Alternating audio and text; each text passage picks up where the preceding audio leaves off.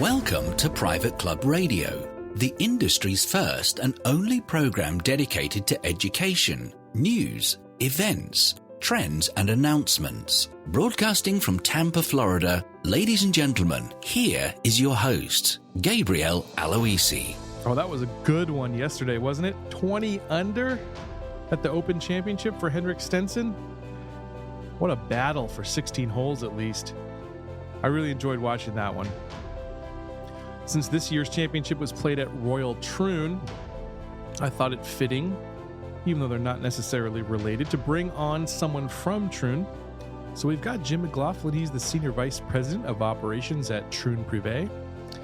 That, of course, being the private club side of Troon. Now, I've gotten a chance to interview a lot of folks on this show. This is our 28th episode.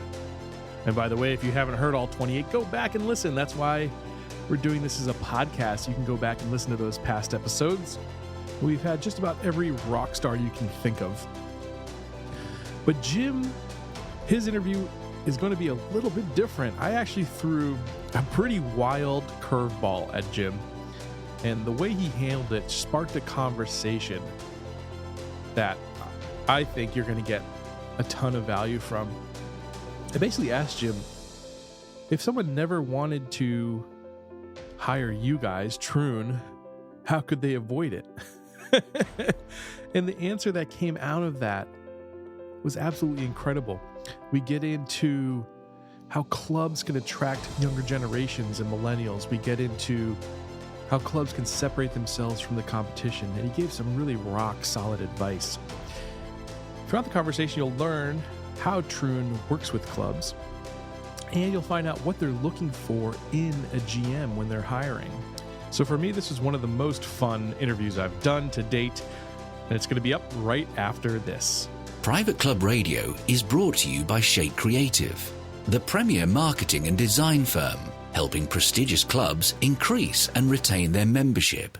Visit shaketampa.com to learn more. Why do over 60% of Boardroom Magazine's distinguished clubs choose to partner with Club Essential? The better question is, why not? As the leading provider of club management and marketing software to over 1,400 private clubs, our unified suite of modules are designed to automate club operations while informing and engaging members. From websites to accounting and POS to CRM, online reservations, and mobile apps, Club Essential has all of your club's technology needs covered. Visit clubessential.com to learn how our experienced team can help your club. Again, that's clubessential.com. Jim McLaughlin is a Canadian PGA member who launched his career at the prestigious Shaughnessy Golf Club in Vancouver under the tutelage of his father, Canadian Golf Hall of Fame member Jack McLaughlin. After high-profile professional positions at East Sussex National in England and Westwood Plateau Golf and Country Club in Vancouver, Canada, he moved to Phoenix in 2002 as a regional vice president with Intrawest Golf. Jim rose within Intrawest Golf to become senior vice president responsible for operation of 38 facilities within its North American portfolio. And in 2006, McLaughlin moved over to Troon and today oversees Troon Prive, Troon's private club division, as president. Troon Prive has grown from a handful of clubs to over 70 facilities during Jim's tenure, and Jim brings with him a wealth of knowledge in the private club market and operations from his 40-plus years of experience in the club and golf industry. Jim, welcome to Private Club Radio. Thanks, Gabe. Very happy to be here. Yeah, so as we noted in your bio, you've helped Troon Prive grow from just a few clubs to over 70 properties in the decade you've been involved. What's driving that expansion? Well, I'd love to say that it's a incredibly well-planned, strategic, focused, laser plan. But I'd say that what's helped us here is just the change in the market, and of course we have a wonderful team and lots of support that helps us make it work. But I think the thing that's really driving it is just the change in the industry that a lot of your guests have already talked about, the trends in the industry that are going on, and I think that is what is driving it. And I'd say that within Troon itself, as you know, we were very successful to begin with as basically a daily fee resort focused company. And in fact, Dana Germany, when he started Troon, it was all about the member for a day experience to the masses, to the high end daily fee experience, and that member for a day. So taking basically the private club experience, high-end service, high-end agronomy, high-end member type of experiences, and bring it to the daily fee world, and that changed the game. Really, Troon North was the leader and one of the first clubs back in 1990-91 to get going, and from that, Dana has just continued to innovate and grow a big company. But what happened, I think, in the mid 2000s, in terms of 2006 and 2008, is when the game changed in the market and the game changed in the private club world. And with that, I think the timing was right for Troon to look at the other side of the market. And we were pulled into it. In fact, it wasn't. Again, it was a lot of the market was coming to us with looking for help. And so, in a sense, it's come full circle. Now here we are bringing hospitality and business practices and the things that might be known better in the business world or the hotel and hospitality market back to the private club world. So it's really come full circle in the time that Troon's been around. It's been interesting to watch. Oh, I bet it has. And be a part of. Yeah, exactly. You're a major part of that. So what's the biggest impact that you're able to make when you take over the day-to-day operations of a club? The norm for us is that there's a leadership crisis. The club has it's been on the self-management path, and certainly this is true with the member-owned side of things. They've been on the self-managed path, and they've gone through several general managers probably recently or some sort of change. And here we go again. And so at that point, usually is when we get the call. So they're either deciding to make a change with their general manager, or they've already made the change and they want to explore options. And so the biggest impact that we have is to come in with our instead of the change is to move from the self-managed model to move to a professional third-party model, which has the resources of a much greater depth and greater scope than a single general manager on their own. So when you think about the model, the board is really deciding, the developer's really deciding on, do I want to have a single GM with all his strengths and his expertise and all his relationships and associations and all the great things he can bring to the party, or do I want to move over to a management company model where I get a general manager that has got a wealth of experience and resources already attached to the wagon, if you will, kind of the Verizon guy, right. All the people behind them. Mm-hmm. Here's who you've got now. It's a much different model.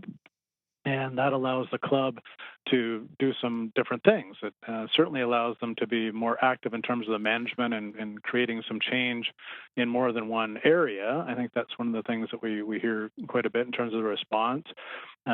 With a single general manager, if you're going to make that change and the club wants to make a significant change going forward, I can fix food and beverage this year, or I can go over to that. I can do that next year. I can get over to here. It takes some time for everything to happen. I think one of the things that we bring to the table is that we can be working in multiple areas at once, whether it's agronomy, food and beverage, IT, HR, development opportunities, renovation. All those things can happen from one single source versus that general manager on his own, or trying to tie in a bunch of consultants and different pieces. So I think those are when you think about the move for a club, when you think about the position they're in as a self-managed club and what they've been going through over the last number of years, and then the move over to professional management and our model, that is the biggest thing that we say to them. You're going from a one-man band approach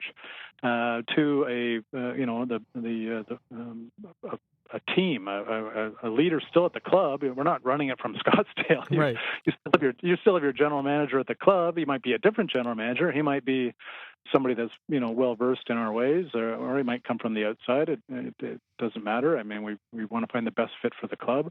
But then now all of a sudden that GM is supersized. He's got all these resources at his fingertips and can bring that to bear to the club. So I think that's probably one of the biggest misconceptions of what we do, is that we come in and either take over the club and own it, or make decisions ourselves and for our own benefit. That's not the way it goes. It's run just like it was before in terms of the structure. But now that general manager and the senior department head team.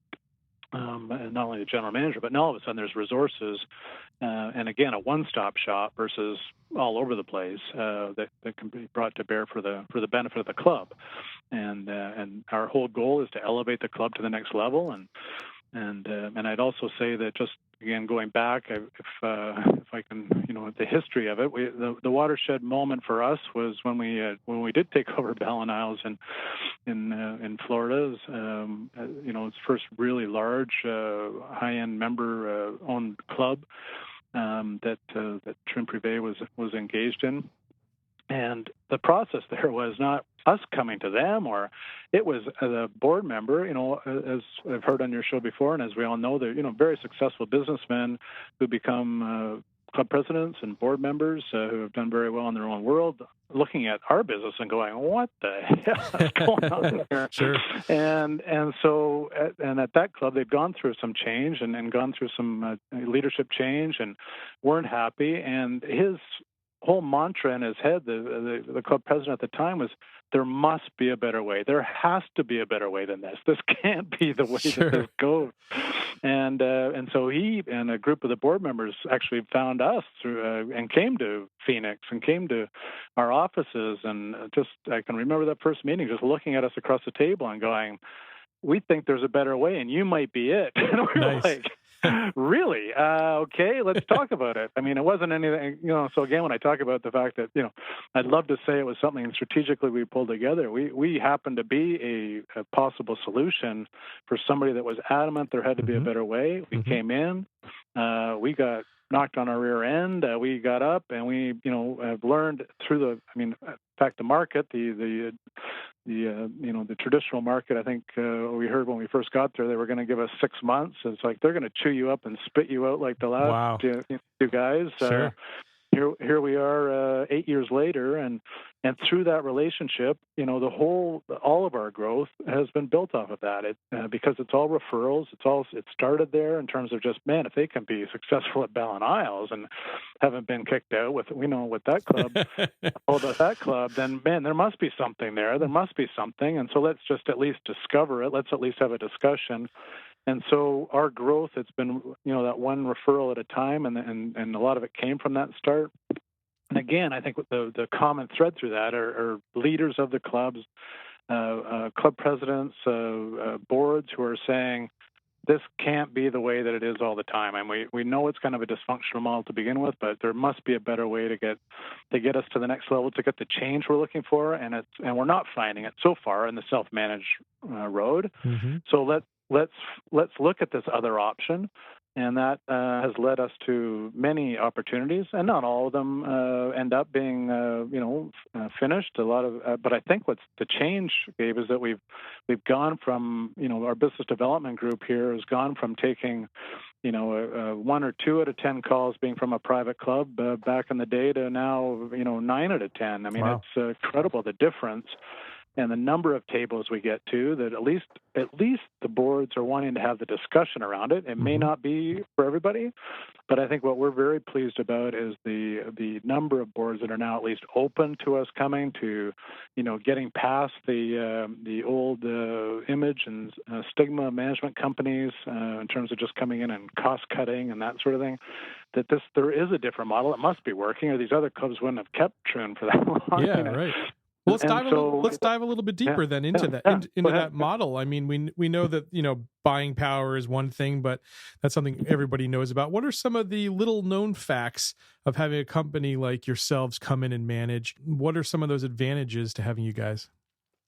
Well, I think the things that people don't see that are becoming, I think, maybe the most important at clubs are things that are kind of invisible to the experience. So, and if you will, it just goes back to our discussion about business practices today and what are kind of the risk points for a club, and so human resources, labor, everything about health benefits, everything around treating your employees right and not being sued, and knowing all the policies and the all those things are so critical. They're so complex today, and that is one example of how the business has changed. Sure. When when I was growing up at the club at Shaughnessy, there was no HR. There was. It was you got your uniform and you were on the floor and you did what you did, and and nobody. If you were fired, off you went. Today, it's way more complex than that, as we know, and. So that's an area where normally a club does not have an HR department. They've got somebody in the office that is the HR, person that's been designated by the club. It could be the controller, it could be the GM, it could be somebody who's got to deal with it. And we've gone into several clubs where they've actually had to form an HR committee. That's how significant it is in terms of the club. How many clubs have a HR committee? Quite a few these days, because there's so many issues that they're dealing with in terms of just the people side.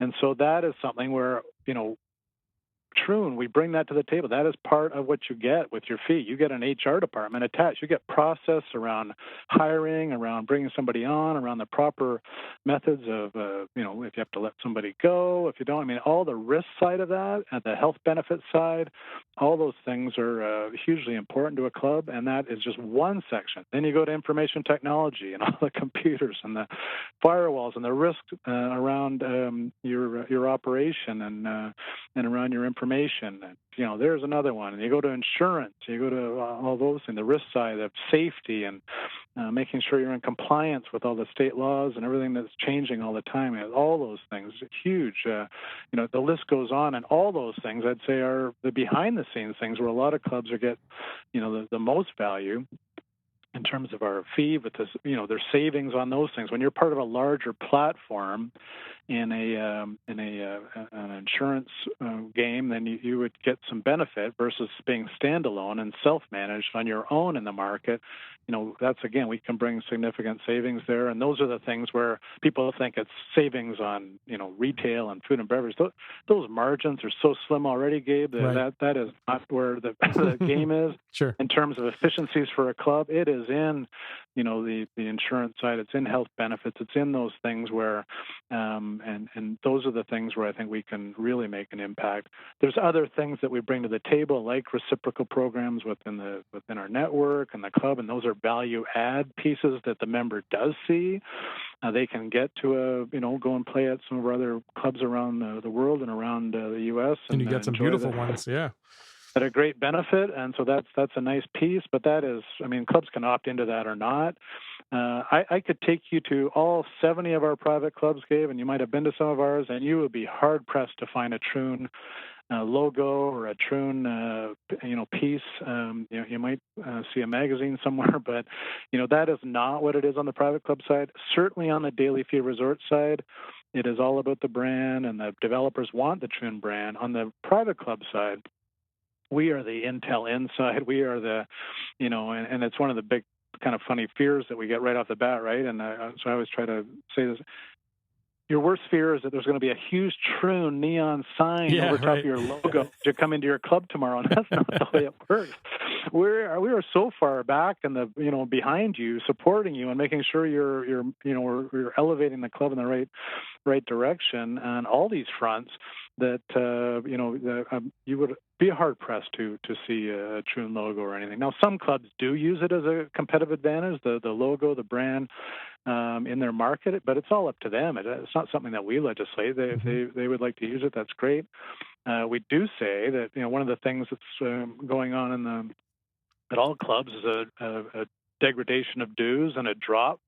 As people age and as people come in, they're not choosing the highest category of dues, and so we're losing a lot of that revenue at a club, and that's key to every private club. And so if they're dropping down in their categories or they're not upgrading in their categories, we've got to add as much value as we can to that top category to make sure people find that aspirational to be there. And that is one of the things that we bring to the table with our reciprocal programs, is that is usually attached. In fact, the private club reciprocal is always attached to the top dues category. It's not attached to the lower category. So it gives a reason. And again, that's just one little piece, but the more you can, as a strategy for a club to get more value into that top category is something that's, a strategy that, all clubs should be using with or without us. But that is something that, we add value to that right away. So it's on multiple fronts, Gabe, is the best way I can put it. And again, the businesses, if you had to look at it again, back to that Ballinow's board member, as he looks at the business, there is a very, a large, that is a big corporation. Yeah. No matter how you cut it, at 1,300 members, the type of revenues they do, that is a huge operation. And he's looking at that going, how can one man even handle this as the general manager? Right? Sure. Even with all the department heads, there's got to be something else here. There must be a better way to get this to make sure that the club has taken out all the risks, to make sure that we're moving in the right direction, even as just an added layer of support. I could go on forever, but the one piece that I think the other, is a blanket, it's a security blanket. That's, I think, one of the challenges a lot of clubs have is when they lose somebody. You lose a chef before a big event, you lose, a key department head at a time. Whether it could be anything. It could be a sickness. It could be a move. It could be anything. And there, all of a sudden, when you're part of a bigger network, and you can bring somebody across from another club, you can move somebody in to make sure that they're, there's somebody there in the interim while that goes on. I mean, those are benefits that are, when we talk to the clubs and when our clubs talk to other clubs and they say, what is it about the relationship that works? Those are the things that come back. Oh my God, we lost our guy and here's what happened, or here, this is the way they support it and make sure that we don't miss a beat. So that's what I could tell you about the two platforms and just some of the key benefits as to why you would move or want to even talk to us about, how does this work for your club? Could it work for your club? Is there a fit or not? Right. Well, what are the KPIs that you're looking for if you're trying to find a good fit for Troon in a club? What are you guys looking at? Yeah, well, I think we're looking at a club that is excited about making some change and maybe feels that frustration. I think that's kind of the board needs to be behind. If we were looking for they can have all the conflict they want in terms of making the decision, but when they come out of that room, they've got to be totally behind where this is going. I can tell you that when we've first got going, we had a club in the Northeast market where it was a complete disaster, and we learned a lot from that. Back in the day, that was 8 or 9 years ago, and one of the things was that it was a split board, and it was a board that when the decision was made, essentially went out, to their constituents within the club, and one group saying, don't want to go here. One group saying we did, and the very first staff meeting we have with the senior team, the superintendent and the golf pro aren't in the meeting, and it's like, hey, hold on, where are you? What's happening? Oh, my board member said I didn't have to go to the meeting, and I mean, it's just like, can you imagine? I mean, that type of challenge that, we want to make sure as we go in that all those things are, talked about and decided on well in advance. We make sure that rather than a KPI, it's more about the governance structure of the club, that the club governance structure that you would see at from the CMA or that is the model that we follow. That is the structure that needs to work with Troon or without Troon, and so we want to make sure that the board understands that that is the model that is going to make us successful, because we just don't want to be your next victim either. As I say, usually we're going into a situation where there's been some turnover and maybe several turnovers, and there's an opportunity that they want to change that mode. There's a new board, they want to change it. That's great, but here's the ground rules for this to happen, if you will. Okay, here's the way that it works for us and it works for you.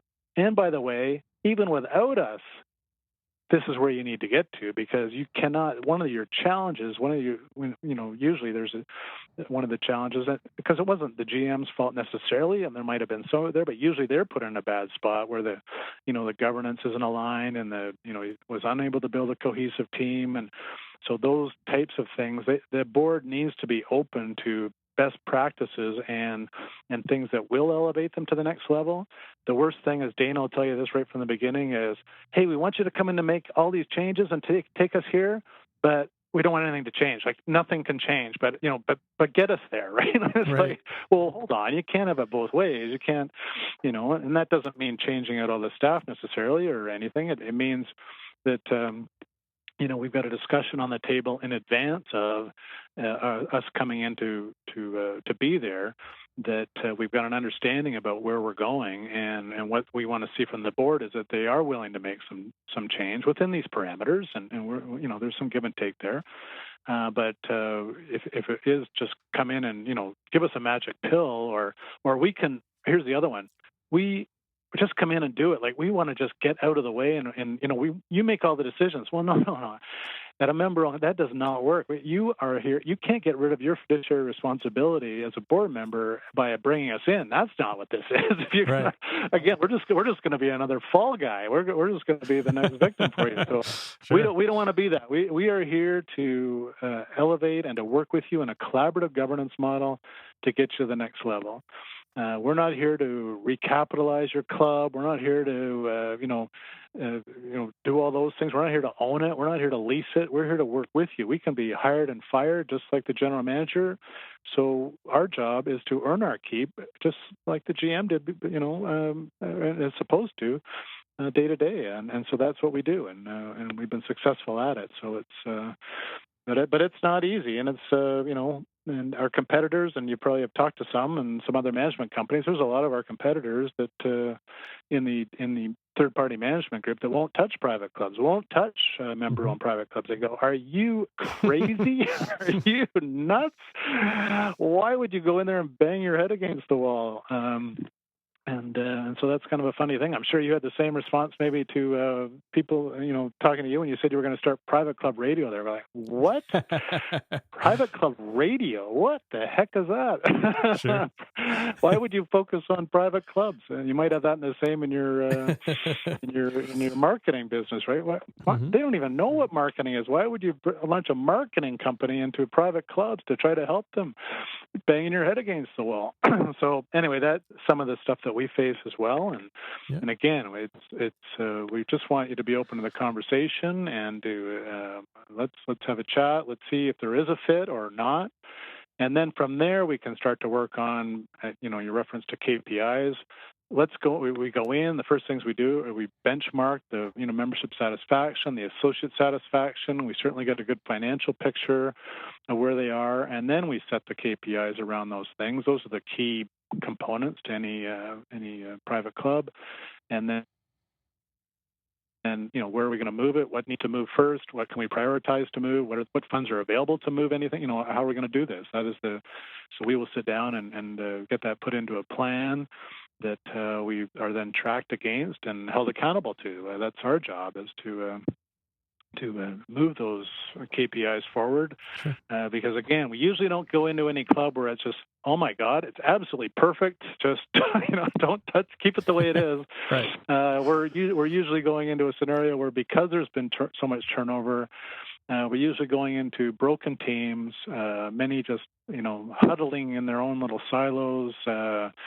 Afraid to come out to get hit, just that type of an environment. And so to rebuild that confidence in the team, to bring forward the culture of the club that the club should be, those are things where we really try to move the needle right away. What are the biggest pitfalls you see then? Of our model, or of just the private club? No. What are the biggest pitfalls when you're first going into a club? It's what should clubs avoid if they don't ever have to want to pick up the phone and call you guys? Well, I think that some of your other guests have talked about it. I think it's well-traveled territory that the clubs themselves, they need to start looking at themselves as a more of a business, if you will. I mean, and again, I'm a little focused on the member-owned side here for you, but that is the bulk of your audience, I assume, and so. That type of a club, I think, they should be starting to think of themselves a little differently, but I think the problem is, in terms of the market, is what I'm saying, and because here's the way we view it: is that private clubs, they really has become a commodity marketing piece. You might agree with this or not. I know you're in the business of it. But for us, the way we view it is that every market's the same. Every club is trying to say exactly the same thing. We've been designed by so and so. Here's the picture of our beautiful clubhouse. Here's how many square feet it is. Here's how many bunkers we have. Here's our beautiful this, beautiful that. Here's how many awards we've won. It all becomes white noise, especially in the very competitive higher end markets like Scottsdale here or in Florida. I mean, how do you choose? If you are somebody that has not come up through a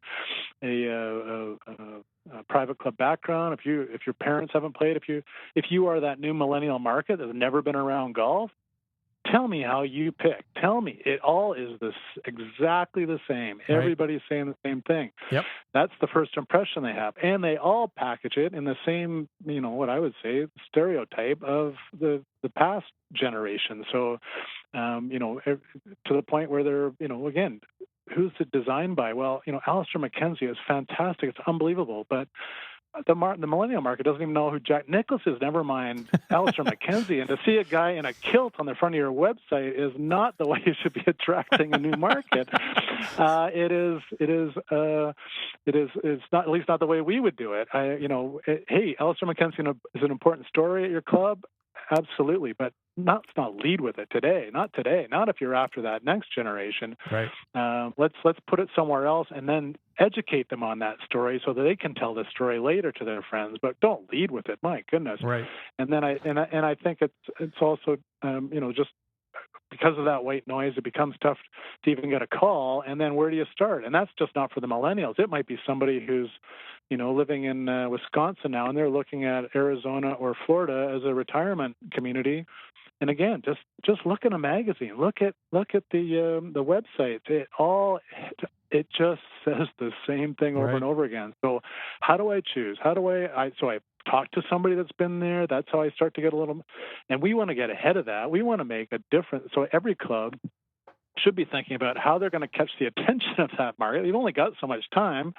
You've got a quick look at their website, and you either want to, in our opinion, and this is what a club, again, should be doing, is either repelling them right off the bat or bringing them in right off the bat. Mm-hmm. That you don't want to be everything to everybody, and I think that's again where I think a lot of the clubs of I think the private club industry, in my take, Gabe, is that we kind of lost our way, through the 90s and all the growth with, clubs used to be, and the formation of clubs to begin with, of course, was, whether it's a golf or around a coffee shop or whatever back in the day, it was a social club. It ended up being attached to golf as another social platform, but it was a community of like-minded people, and whatever it was, and up in the Northeast, of course, it was along religious lines, and and where I was from was around professional lines, like, there's where all the doctors were at that club, the lawyers were at that club. All those things were, kind of clearly defined, and then it changed. I think with just the way the market changed, the way I think the real estate side coming into it. Now all these clubs became these melting pots of all different types of people, and I think we lost our way in defining who we are as a club, because that is what a club is. End of the day, we are, we're Facebook for real now, right? Sure. We're trying to get like-minded people to connect with each other around a social platform, and it happens to be at the dining room or in the fitness area or at the golf, at the first tee at our club. That's what we want to have happen. Well, man, if I'm going to attract like-minded people, then don't start leading the story off with what you are as a building, right? What you are as a club, how many awards you've won, blah, blah, blah. That's not telling me anything about who you are, and that is if I'm like-minded to you or not. Sure. What it's telling me is everybody's the same. So where you want to go with this if you've read the Simon Sinek book, It Starts With Why. It's becoming quite popular, and sure. We are certainly disciples of the thinking. When I read that book, I was just like, oh my God, if this doesn't talk to the private club industry, this is like, well, they wear badges of honor. Like, when you find your club, when you find your like-minded club, that is a badge of honor you don't give up. You wear it on your chest. You might not tattoo it into your arm like a Harley guy, but you are wearing it. You can pick a guy out in an airport with the club he belongs to in a heartbeat. And if he's that's his deal, right? That's his badge. You are trying to, so let's let's get these people, let's show, that's what we want to see happen. That's how we're encouraging our clubs. Let's start to talk about who we are as a club. Let's show the people who we are as a club. And it's either going to attract them incredibly or repel them. And that, again, that's a good thing. Right. Because we don't want to be there for everybody. We want to attract, that's the club. And if when we went through this, we go into clubs, there is 40 categories of membership. There is 50 categories of membership. Right. How does this all happen? It's because you're trying to be everything to everybody, and you get to this point where you've got this melting pot of people that wanted to belong to a private club. Everybody's got different agendas and different lifestyles and different thoughts. It's a mess. It's in total conflict. It's never going to go anywhere. Yeah. Right? That type of a club struggles. The clubs that know who they are, that are true to themselves, that have kept their identity and have done a proper job of bringing people in, and that make that connection, that is a huge thing. And I think more and more important going forward that we start to, in our communication, in what we do, the use of video, the use of the photography, it's not about how many awards we won. It's about, hey, here's what happens Friday afternoon at our club. Here's the guys. Here's what they do. This is cool. This is either really cool to you, and we're going to draw you in because this is who we are, or you know what, this is not the club for you at all. Go to the next one, and that's what we want to have happen. Because when you get the person where they're being drawn in by what's happening at the club, then that's the person you want to have on the line to join your club, and the membership director is going to have a much easier time because they've already got the first bit done. By the way, this also works for staff. If you can, and Norm and Greg, the other guests you've had, talked about the fit of a general manager to a club culturally. Yep. It's the same thing. You attract the type of staff that are going to be the best fit for that club if you can start to communicate what that club is about. Yep. If the club doesn't know what it's about, how can the GM know if he's a good fit or not? How does that work? And good for Greg to find the beach club and last there for 35 years. I mean, how many guys are going to last 35 years at a club anymore? I mean, boy, I'd love to see that happen. But right now, a lot of this turnover is because it is bad fits. And so we spend a lot of our time, again, let's talk to the club about what, and we spend some time, we call it our why session. Who are you guys? What is it that you, and don't tell me your clubhouse is brand new, and don't tell me that, your Hartrue tennis courts. Yeah, exactly. Yeah, I don't want to know it. Everybody's got that stuff. That is the price of entry. That gets you in. And don't tell me about foot golf either. That's not what this. I mean, maybe it's a little bit about it. Maybe it's because you have to be true to what you're putting forward. And again, I go back to the example I used before. If you Here's this club that says they want to be a family club. That's who they are. They're all about family and all about the excitement around, kids and all this stuff. And you look, you get to the club or you get to their website, and the first thing you see is a guy in a kilt, and we're talking about the designer of the course. Right. It doesn't hold true. It doesn't. Right. It's not there. It's not authentic. Yeah. So you've lost me already. You said that you were this, and I arrived at the club, and the very first sign I see is no children, under, you can't be here, no here, no this, no that. Right, no cell phones. I mean, I want to walk in and see the bouncy castle. Where is it? You said you were a family club, right. Or whatever the case may be, right? You got to be, so that, again, it all ties together, and we try to get a good understanding of that right off the bat with the clients and our clubs. That's the collaborative piece. It doesn't come from Troon. I can tell you that. We try to pull it out of them. Sure. There are so many clubs that are doing some incredible things that would be unbelievable messages to their clients that they're trying to attract, and they don't even realize that they aren't even talking about it. Or It might be something. We have a club that is so significant in their scholarship for their staff. It's unbelievable. They raise money from the members. They give scholarships to the children of the people that work there. It's an incredible thing. They raise a ton of money at the club, and it is something that they believe as a club is important, right? That is buried. That is nowhere to be found. And I'm not saying you lead with that necessarily, but that is certainly part of your who you are as a club. You're not talking about it now. You're talking about how big your clubhouse is. I think what your market's going to want to know, that guy in Wisconsin and the couple that's sitting there going, hey, that club is really, they're about something different than all these other clubs. They're not talking about the size of their clubhouse. They're talking about their people, and they're talking about their staff and how well they treat them, and they're talking, and whatever the case might be, or they're celebrating the children of their employees and their education, and I all those things are just, to me, those are the things that will make me want to say I want to be there or not, or I want to move on. And so I think those are stories that I think can be told in a much better way, and so we are encouraging clubs. I think there's a club up, and again, we take over some clubs that are, 80, 90 years old now, well-regarded, old historical places that have, been a certain way for a long time. But again, they've just never told their story. And one club that we do show a lot, if you go to our website and you go to some of the things that you might even see it, it's the Columbus Country Club in Ohio, long history of fantastic in the game of golf. An Open was there, and back in the day, and they're a club that wants to kind of be more relevant to the market that they're after. So what is that? Well, it's the stories that they want to tell, and you'll see the video vignettes that they've done. It's about that Friday afternoon group. It's about the father and son, the grandfather and the grandson, and their connection in the game, right? Because it is about golf there, and those stories that they're telling, the real people are telling their own story.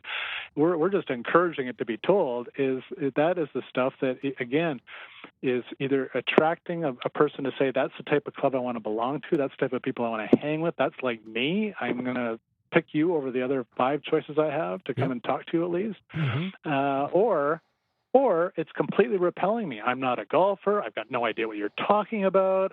I want to go over to the club that's talking about bouncy castles and other things, right? But that club, being true to itself, is going to end up with a much stronger membership down the road and a much stronger staff because they know who they are. Great points. And it also validates the membership that people have already purchased.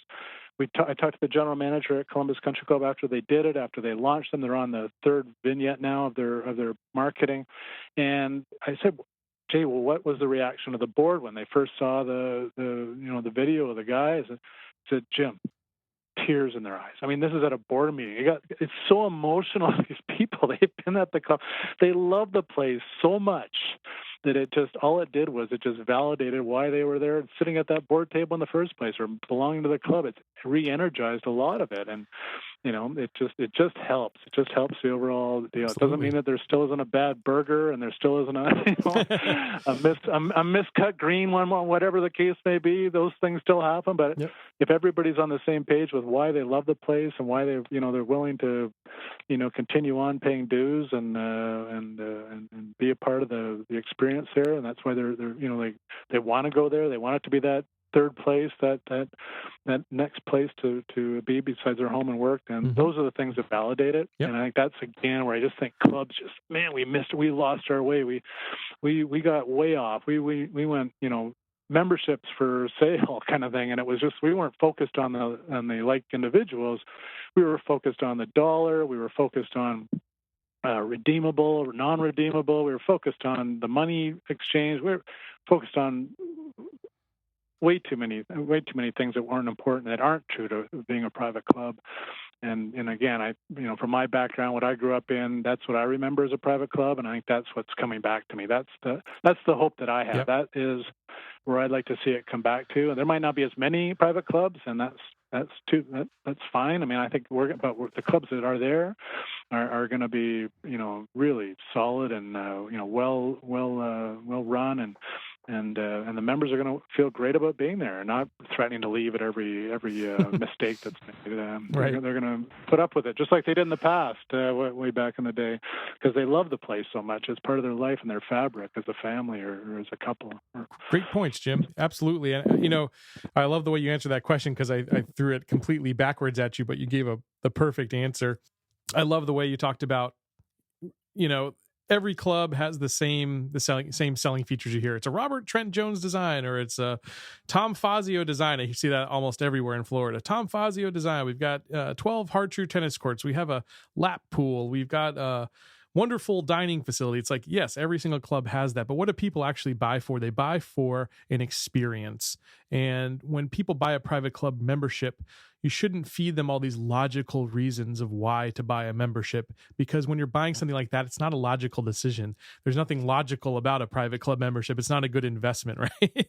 It's an emotional decision. As we talk about here, you need a private club membership like you need a baby giraffe. It's not something that's essential to life. Any purchase on the luxury spectrum is an emotional choice. So, why sell to the logical side of the brain? We should be selling to the emotional side of the brain, and you captured that perfectly.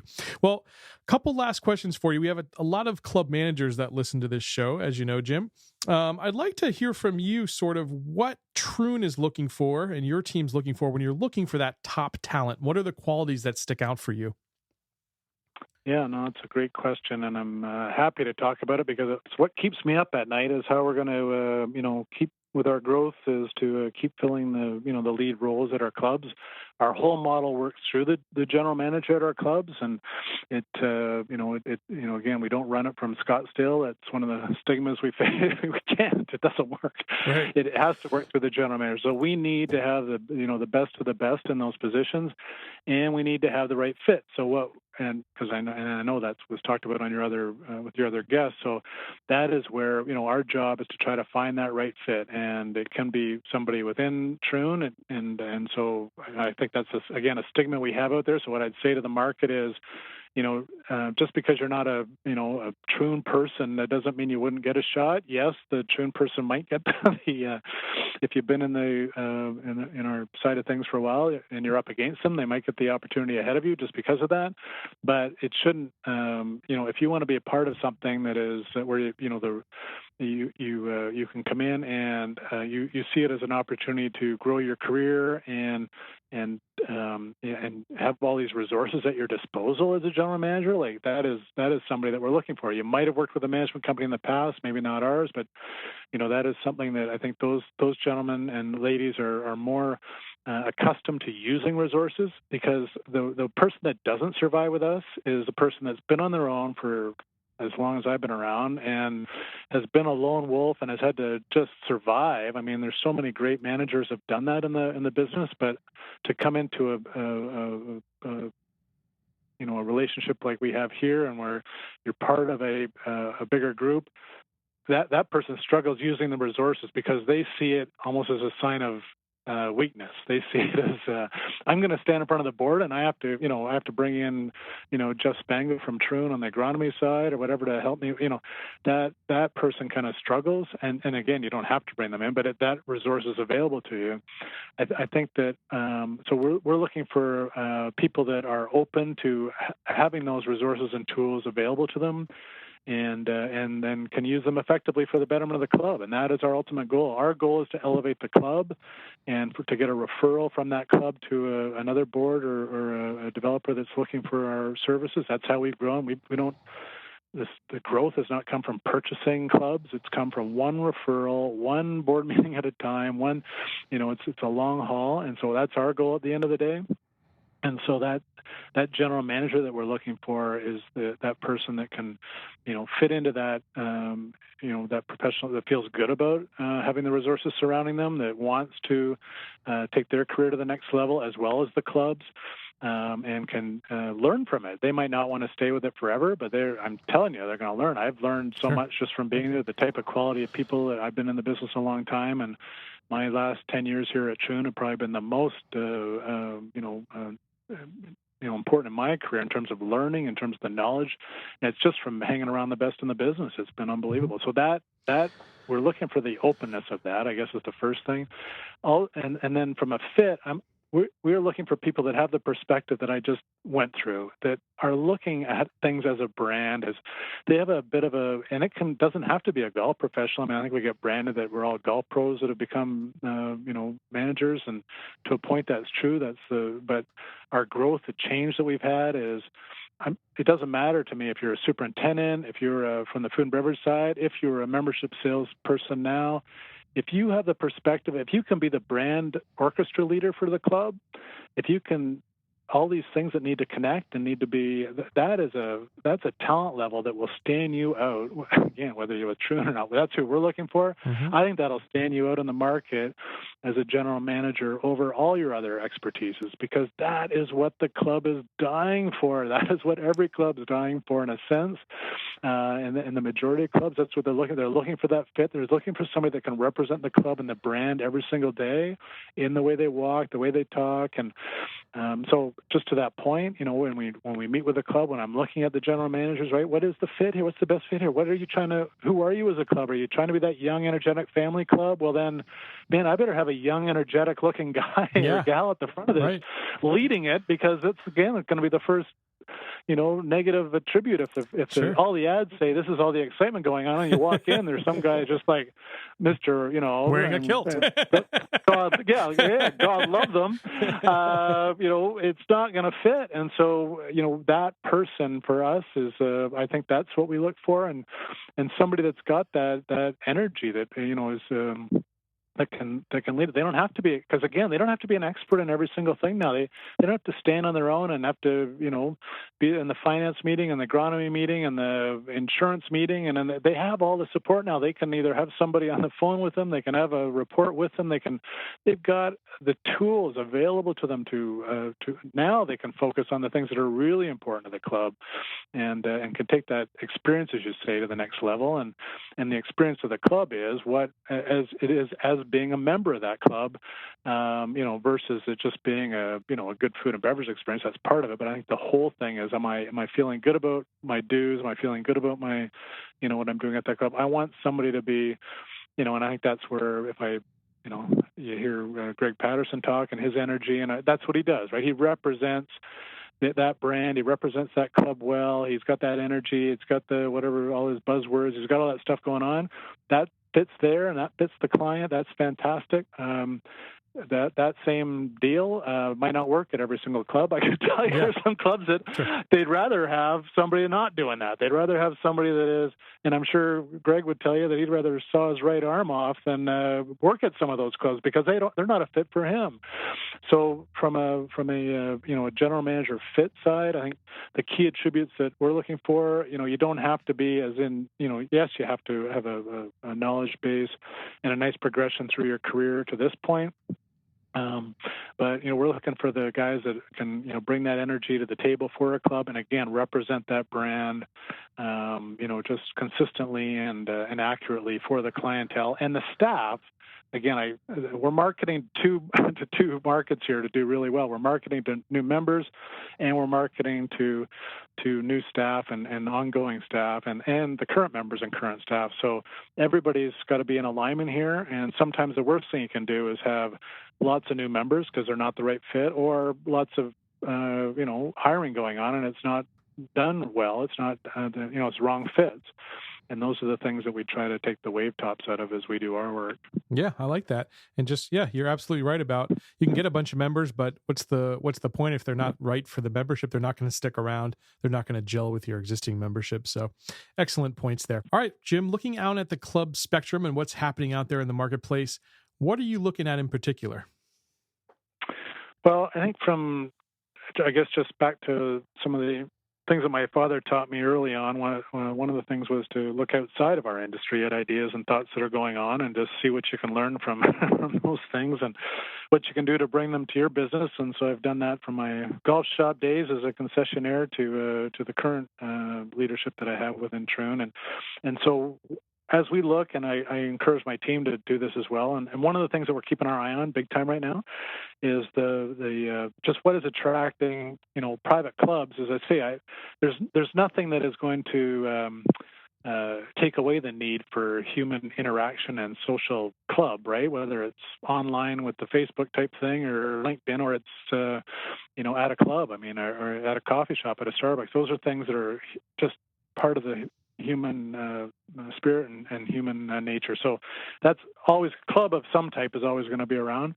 And so when we look out and go, okay, well, if we're struggling in the golf club world or the what is working? Is there anything working out there? And there's a bunch of things that are working out there. And I think one of the things that we're looking at is the whole Soho club model with the Soho hotel model, which is really interesting to us because it's a completely different model. If you're not familiar with it, it started in England.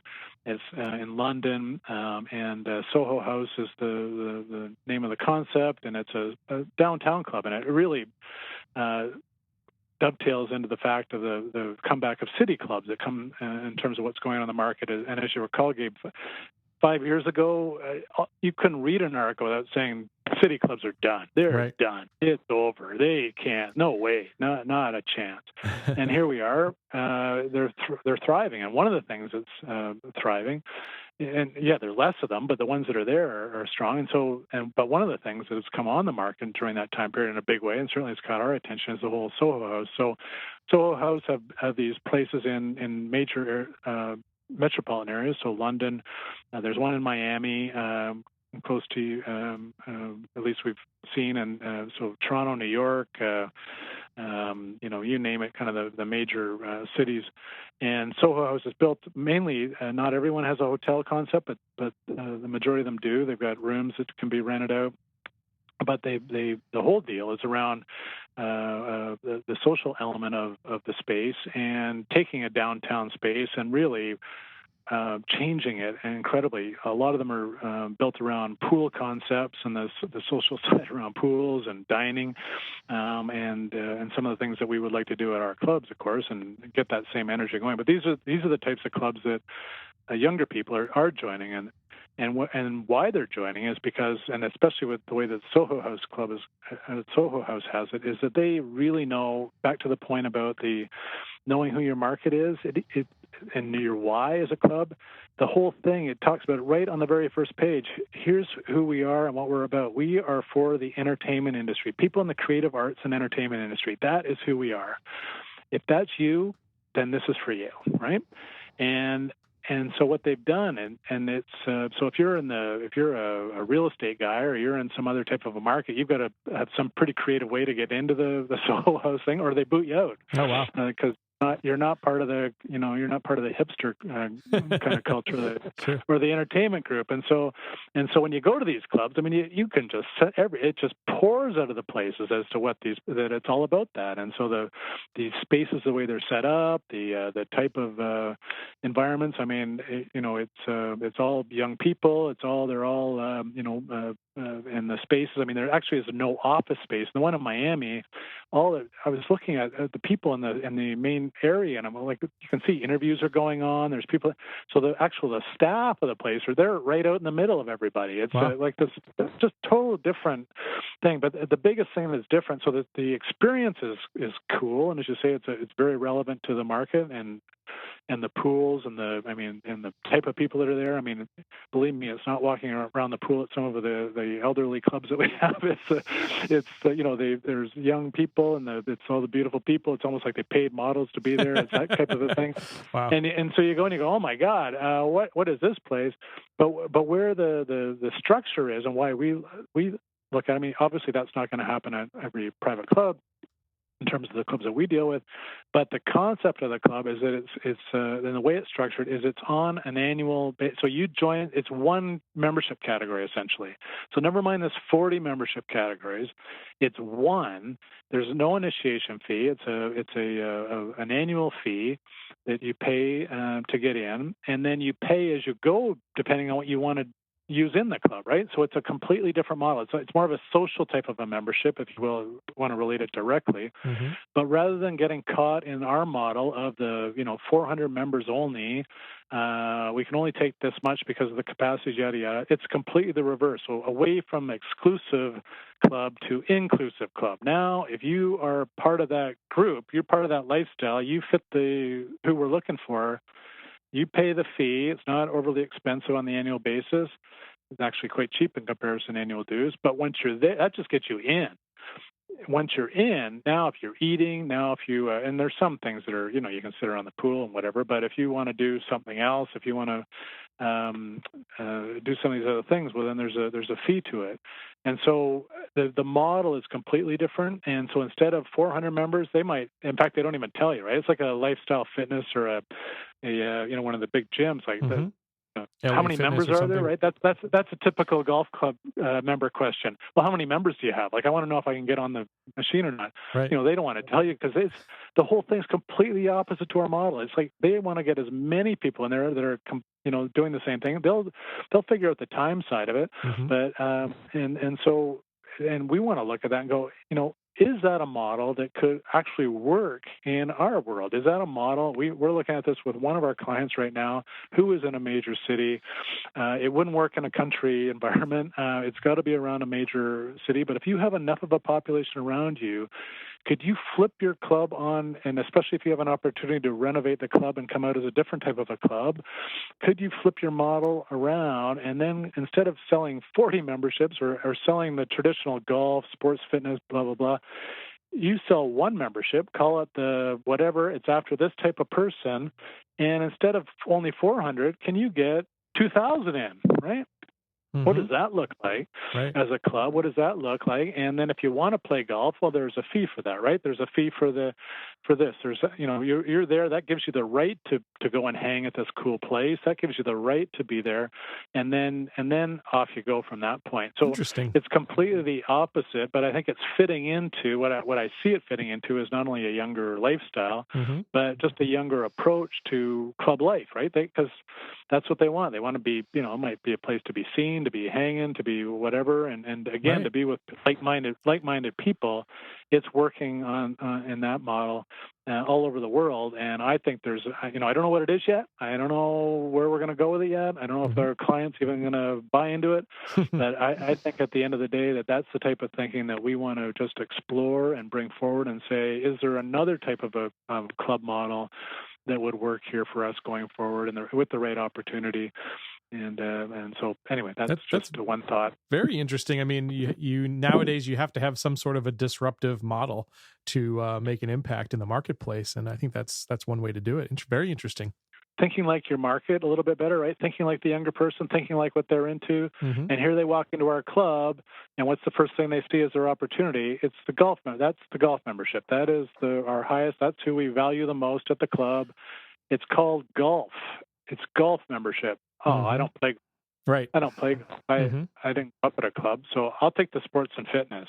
Well, we've already ruled ourselves out just mentally in our client's mind, right? In that person that was walking, we've ruled ourselves out for the highest dues category. Our goal as a club, because we've called it something that they don't do, or at least they don't do yet, right? So we've worked with a lot of our clients in terms of just changing the names of your membership categories is even a better thing to do. Like, why put golf on it if that's not who you're after? If you're after a pure golf guy, of course, that is the guy who's going to want to be a golf. Of course, I'm a golf member, but if not, why call it golf? Why not call it something else? Why not call it, like Soho House? That is the name of the cool membership. Is one membership. That's what you buy. You're not buying fitness, and they don't have 8 different categories within their deal. They've got one. So if I'm going to buy it, I'm buying the Alpine membership, but that's it. And there might be a lower category, but the one that's aspirational, the one that all the rides are open at the club for me and my family, whether I golf or not, but that is the one that we want everybody signing up for. And again, just changing the mindset. These are, I think, where the outside influences and the way other people are doing things can really help us inside our industry to break out of the old model and go, man, we need to look at this differently because our market's looking at it differently, and if we're not going to look at it differently, they're going to tell us what they're, and we better get it together. Absolutely. I love it. Great. That's excellent stuff. Well, we've come to the last question of the day. It's called the bucket list. If there's one club out there, Jim, that folks need to see before they die, what club is it for you? Okay, well, I have to put on my Canadian hat, and in terms of just for one piece of this, and say if you haven't been to Vancouver, Canada, there is some outstanding golf there. I won't, and I grew up there, and but there are some, and just in British Columbia alone, there's some unbelievable golf. So if you have not been there, I would say that that's a great experience. But my personal favorite, my personal experience from all the places that I played, and is just the whole experience up at Royal Portrush in Northern Ireland. I mean, that to me was just one of the bucket list moments that I would say if you haven't done that, that is a blast. Getting up, in June when it's the wind's howling and you've got your toque on and there's no practice tee. You've got out of bounds going down the first hole on the right hand side, and the wind's howling, and you got to somehow get rid of your hangover from the Irish whiskey the night before and the too much Guinness that you've had, and see if you can get it around that golf course with your caddy who's making jokes at you the whole way and amongst themselves. It's that is definitely, if you have not done that yet, that is something you have to do. It's just unbelievable, edge of the world, just golf mecca. That sounds like an experience for sure. So how do folks learn more about you and about Troon Prive? Okay, well, certainly on our website is Troon.com is a place to go. In terms of myself, if you want to not scour through the website, I'm happy to give up my email address, which is jmclaughlin@Troon.com. So JMCLAUGHLIN@Troon.com. And happy to, if anybody's interested in learning more about what we do and how we do it and the value that we can bring forward, that's love to hear from you. And just even if it's if it's a GM out there that does have some questions and wants to learn a little bit more, as I say, that's the thing that does keep me up and my team up at night is how we're going to, with our growth, fill all the positions. Because the system, the whole deal does not work unless we've got a strong leader and a strong team in place at the club. That is essential to any club, with or without Troon, and certainly within the model that we have, it's part of the deal. That's how it works. Awesome, Jim. Thanks so much for providing your perspective today. It was wonderful to have you on Private Club Radio. Okay, Gabe, anytime. Hey, I warned you that was going to be a good one, right? That should give you quite a bit to chew on. Hopefully spark some ideas in your mind about what you could do at your club. That's what this show is all about. Get you thinking. That's what I love about this show. I talk to people and they get me thinking. So anyway, a couple of quick announcements for you before we end today's episode. The first one is a little bit different. I actually own Shake Creative, as you probably have guessed. It's a marketing firm and design agency really specific to the private club industry, and I'm looking to bring on a salesperson to my team. Our office is based out of Tampa, Florida, where I reside, but the salesperson doesn't necessarily have to be in Tampa. So I'm looking to bring on a salesperson. I'm looking for somebody hungry, somebody who loves private clubs, and somebody who knows the industry. If that's you or someone you know, please shoot me an email. That email is info@shaketampa.com, SHAKE Tampa.com. Would love to hear from you. Would also love to hear from you about the subject that you want to hear on this show. This show is all about you. And I want to bring you the best guests that will answer the questions that you have. There's two ways that you can participate in this show. The first is going to privateclubradio.com/vote and choosing the subject that you want to hear. In addition to that, you can actually get your question heard on this show by recording a voicemail at privateclubradio.com/inbox, and Rick Coffey and myself will answer it on this show on the inbox segment that happens once a month. How many podcasts out there are answering your questions? Well, I know for sure this is the only one in the private club industry doing that. So leave us a voicemail. We'd love to hear from you. Hey, until next week, here's to your membership success. Just because this round is over doesn't mean you can't enjoy the 19th hole. Check out privateclubradio.com for more.